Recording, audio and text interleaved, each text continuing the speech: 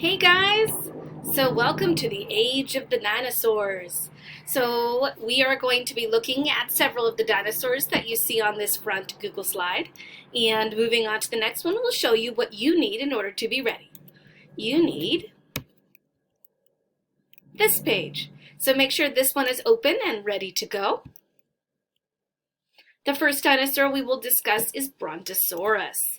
Now, please take note that these dinosaurs are not in the same order as your flap book, so you have to make sure that you are flipping through the pages to find the correct dinosaur. So why don't you take a moment to color in your Brontosaurus. Now, remember, we generally do not know the skin of dinosaurs, and paleontologists have very few pieces of evidence that show us what color dinosaurs might have been. They, in fact, could have been bright colors, whereas mostly we tend to blend them into their background, showing maybe a form of animal adaptation. Whereas if you stuck out and you were bright pink in a forest, that's not a very good way to survive. So take a moment, use markers, crayons, whatever you wish, and color in your Brontosaurus, and then turn me back on so that we can learn a little bit about Bronto. Make sure you have a pencil with you. All right, so here is some information about Bronto. Brontosaurus is called the thunder lizard. He was as long as 2 school buses and as heavy as 7 adult elephants. He walked on all 4 legs. He lived in swamps and lakes and was a plant eater. He lived during the late Jurassic period, about 157 to 146 million years ago, so an earlier dinosaur. Now, over here, you probably colored in your dino, and together we're going to make a few notes about this dinosaur. So if you wish to follow along with me, you can just follow along with the notes that I've pulled out, and this is what we would have done in class. But if you'd like to make your own notes, then you go to the Google Slides, or you just pause on the previous page, and then you can write down your own notes and then catch up back up with me. But for those of us that are staying here, let's write down some important information. First, I'd like to write down what period Bronto lived in. He lived in the Jurassic period. Secondly, I'd like to write down where he lived. He lived in swamps and lakes, or lived by them at least. Okay, next, do you remember how long he is?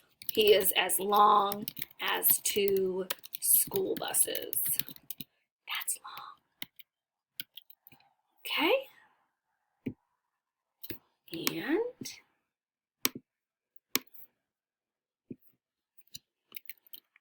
he was as heavy as 7 adult elephants. Now, there were several other notes that I could have written down. I chose to just use these ones. You could do more. I would say you should at least do 3, including what period he lived in, so that we can fill in our timeline further on during the assignment. So let's keep going. All right, here are some more pictures of Bronto. You can see living by and near lakes, swamps, being high up. We predict that perhaps he was able to lift up on his hind legs in order to get even higher. All right, next dinosaur, Stegosaurus. Okay, so here's Stego, and we have examples. This is a model of a Stegosaurus. Here is an image or a painting of a Stegosaurus. And then finally, this looks like an actual skeleton. It might be the form made around the bones so that they don't put the actual bones on display, but this is what the skeleton of the Stegosaurus would have looked like. If you want to take a moment to color in your Stegosaurus and find your correct flip page, that's what I'm doing now too, you should take a moment to do that. Okay, and then come back to me. All right. Stego walked on 4 legs, and its back legs were longer. It had 2 rows of triangle-shaped bony plates down its back, 4 spikes on its tail to protect itself.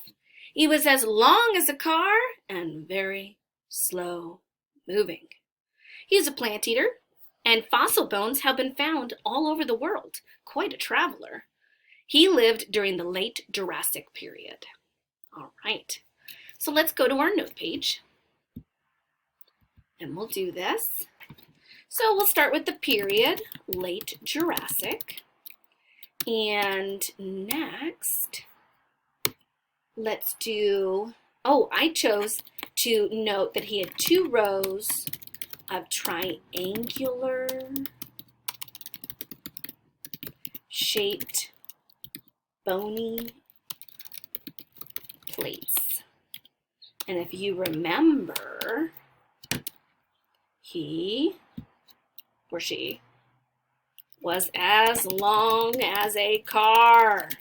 It's pretty long. And unlike cars today, slow moving. So those of you that really enjoy that sloth for the slow movement, maybe the Stegosaurus is for you. All right, so let's check out a little bit more about the Stegosaurus. Here's Stego.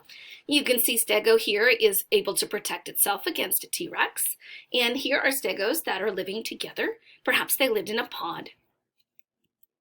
All right, our next dinosaur, Pteranodon. Take a moment. You can pause me in order to color in your Pteranodon. Remember, the Pteranodon is not actually a dinosaur. Pteranodon lived at the very end of the dinosaurs and the very end of the dinosaurs. He did fly, and we'll learn a little bit about him.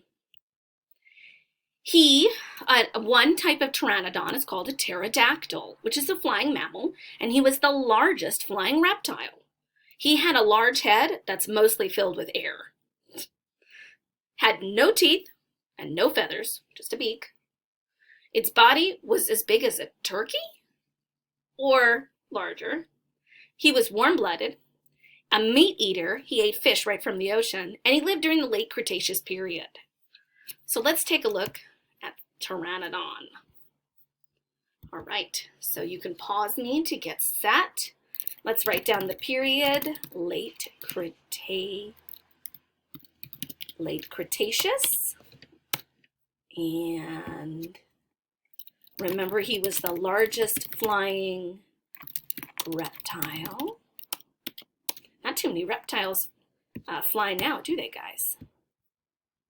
Okay, and then lastly, he had a large head filled with mostly air.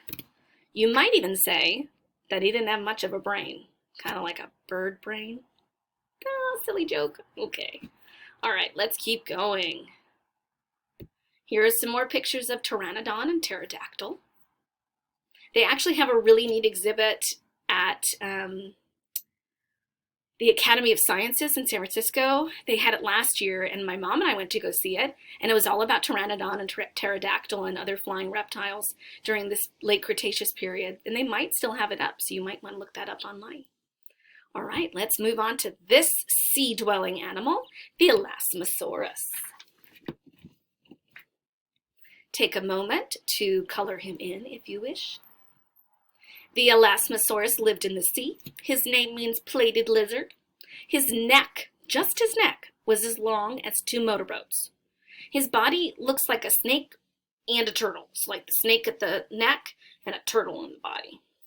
He could swim backwards and forwards, like people, and he lived during the late Cretaceous period, about 80 to 65 million years ago at the very end of the dinosaurs. So let's write a little bit about Elasmosaurus. Remember the period? Late Cretaceous. And you probably remember that he lived in the sea. Very good. Okay. His neck was as long as 2 motor boats. Gracious. And I really enjoyed this fact. He could swim backwards and forwards. Not too many animals can do that. All right, so take a moment to fill those in. Let's move on and see a couple more images of this pretty scary dinosaur, the Elasmosaurus. All right, you ready for the king and the tyrant? T-Rex. Here we go. Find your T-Rex flap. Let's learn a little bit about T-Rex. He was the largest meat-eating land animal ever. He was as tall as 3 men and as long as a train car. He only walked on his 2 back legs. His small front legs were used as hands. Hopefully, we don't actually know. They're too small. Very sharp teeth that were as long as your foot. About 6 inches. He was a meat eater. And after a big meal, he could sleep for a week. Fossil bones have been found all over North America, including Western North America, where we live. And he lived during the late Cretaceous period, about 65 million years ago. What's kind of silly is some of you may have heard of the movie Jurassic Park, or it's actually a book. That's a very nice book. When you get older, you can read it. And it's funny, it's called Jurassic Park for the Jurassic period, but T-Rex never lived in the Jurassic period. It's a little confusing. All right, so let's open up T-Rex. Let's write down what period he lived in.